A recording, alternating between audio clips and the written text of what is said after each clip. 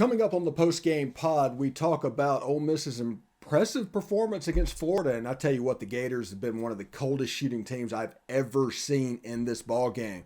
But anyway, this is the Ole Miss versus Florida post-game pod right here on Locked On Ole Miss podcast. You are Locked On Ole Miss, your daily podcast on the Ole Miss Rebels. Part of the Locked On Podcast Network, your team every day.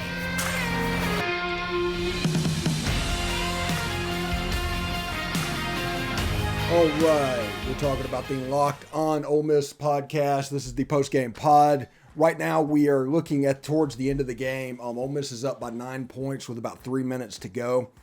This is one of those games that's been very, very strange. Florida has had one of the worst shooting nights I have seen from an SEC team in this league. At one point, they were shooting like 6 or 7% from three-point range. I think they made one to get it to like 12, but they're still like 3 for 24. It's bizarre. Anything outside of the whatever it's called, the little arc where you can't get called for a block if you're inside that, or if you can't get called for a charge if they're inside that, they just can't seem to make it. They do all right whenever they take it inside and they work the ball around, but their reliance on the three-point shot has been absolutely weird, especially as poor as they've shot it. Right now, let me see the exact numbers of what they are at the moment. They are 3 for 24 at the moment. And because of that, Ole Miss is up by 10 points. Ole Miss is probably going to close this game out. They just went up to a 12-point lead. And that lack of shooting just completely destroyed Florida tonight. That's the big thing. You have Nasir Brooks looking at a near, he's like 11-6. Matthew Morrell has been the bell cow. Deshaun Ruffin has also been a bell cow. And you can see them starting to play their way through. We always talk about that Ole Miss has to learn to play their way through adversity. That is the big case for young core players, and that would be Ruffin, Morrell, and Brakefield. Brakefield didn't have the best of games tonight, but they did get some help from Luis Rodriguez. Sammy Hunter pitched in a bucket. Austin Crowley pitched in a bucket. And that 13 points is pretty much the difference in the game if you look at the score, with Ole Miss leading by 12 at the moment. So keep that in mind as well. So before we get started, I do want to thank everybody for making the Locked On Ole Miss podcast your first listen every day. We are free and available on all platforms, including YouTube. And, you know, who all doesn't want YouTube at this point?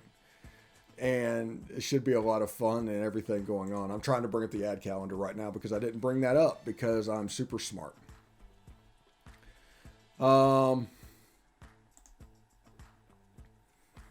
Anyway, BetOnline would like to wish you a happy new betting year as we continue our march to the playoffs and beyond.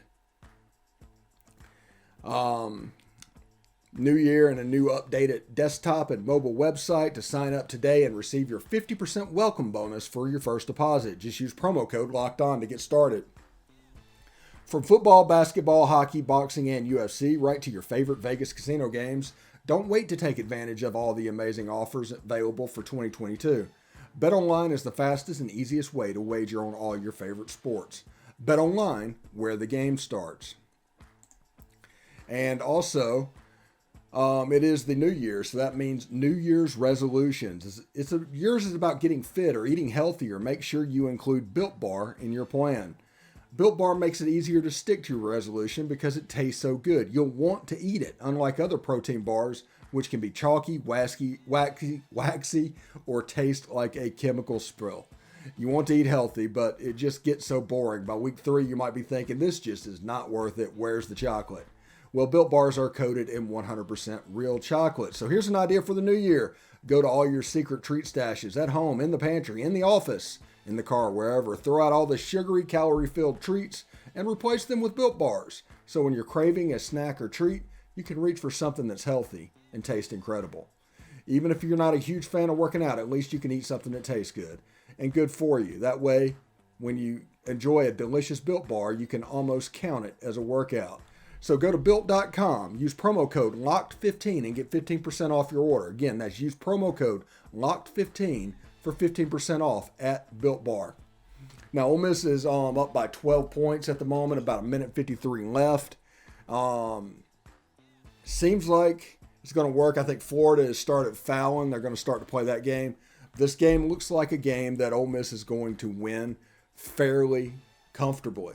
It's nice to be able to do a post-game pod. We've done this 3 times, and it's been the same game 3 times. Well, we get to do a win this time, and we're excited about that. So Deshaun Ruffin is going he has 19 points tonight, and with Florida fouling, there's a chance that Deshaun's going to go over 20. And then you have also Matthew Morrell at 18. So those are the 2 bell cows tonight with 2/3 of the scoring, and they've kind of earned it. Matthew Morrell has done a fantastic job shooting like he seemingly normally does now. But it's just the lack of shooting for Florida that did them in. I am not a big proponent of, a team.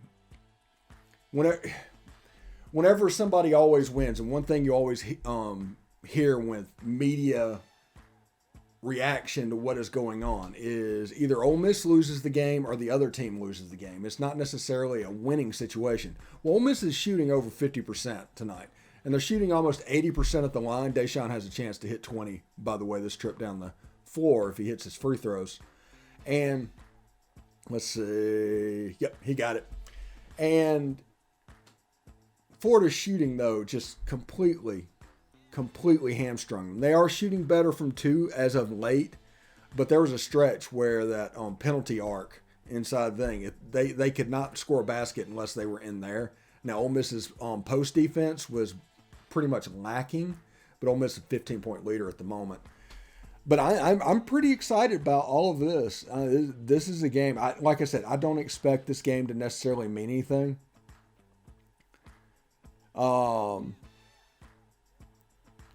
But it is what it is because Ole Miss has to play through the adversity thing. And winning games like this will build confidence that can happen. The only way out is through. And to do that, you need to get games like this one. And Florida's a good team. They don't have Castleton, and I think they had another player injured or sick tonight. But obviously, we're dealing with injuries as well. Ty Fagan had a rough night tonight, by the way. Jamin Brakefield only had 2 points.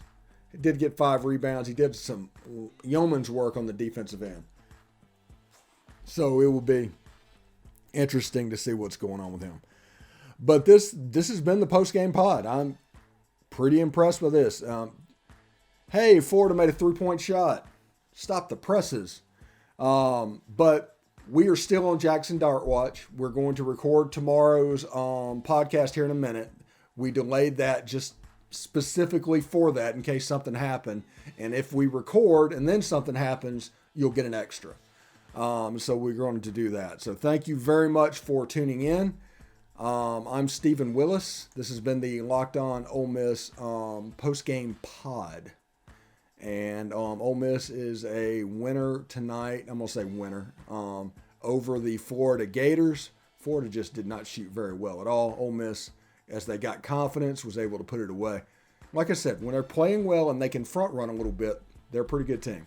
So thank you very much for listening, watching. However, subscribe, like, hit the bell. You'll not only know that we're streaming, you'll know what we're streaming about.